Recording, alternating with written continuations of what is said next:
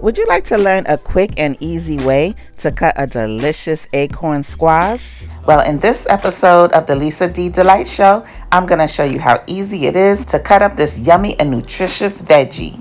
Lisa D Delight. Got noises in my stomach, so I guess I'm feeling hungry. I click that YouTube Lisa D so I can kill this rumbling. But when I'm in the kitchen, don't know what I'm doing, stumbling. This time I try to cook. The first thing we want to do is cut off the top and cut off the bottom.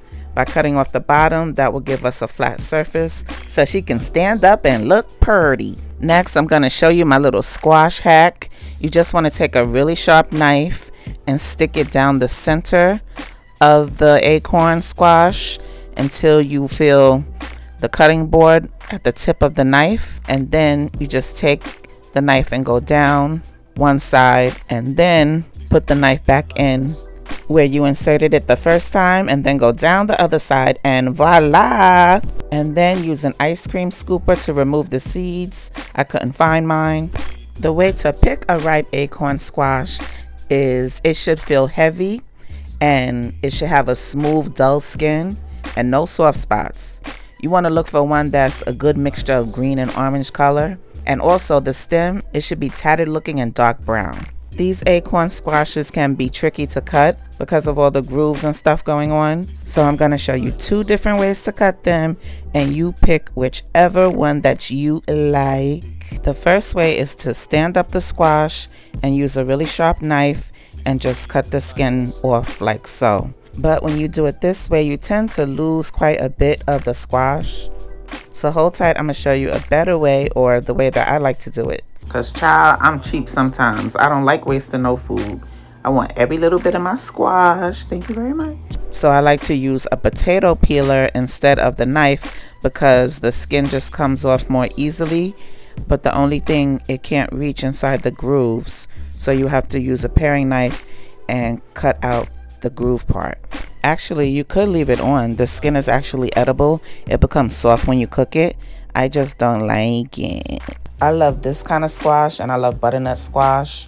Acorn squash is really high in antioxidants. It contains a lot of vitamin C and potassium and vitamin B6 and other key nutrients.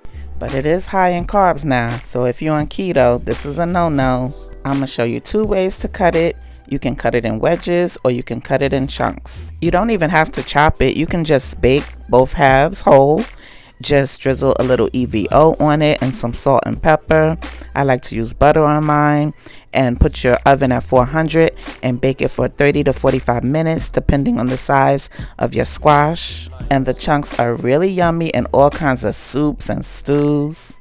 I use this squash to make a delicious stuffed red snapper. Yes, child, I stuffed that red snapper with squash and onions and garlic and peppers and spinach. It was super yummy. That recipe will be coming your way soon. It might be above, depending on when you're seeing this. You should store your acorn squash in a cool, dark place, and it can keep up to 1 month. But once you cut it up, you want to wrap it in plastic and store it in the refrigerator for up to 4 to 5 days. Thanks for watching. God bless you. Have a delicious and delightful day. Bye. And subscribe, damn, you make it look so good. Make sure you like and subscribe. Damn, you make it look so good. Make sure you like and subscribe, damn, you make it look so good.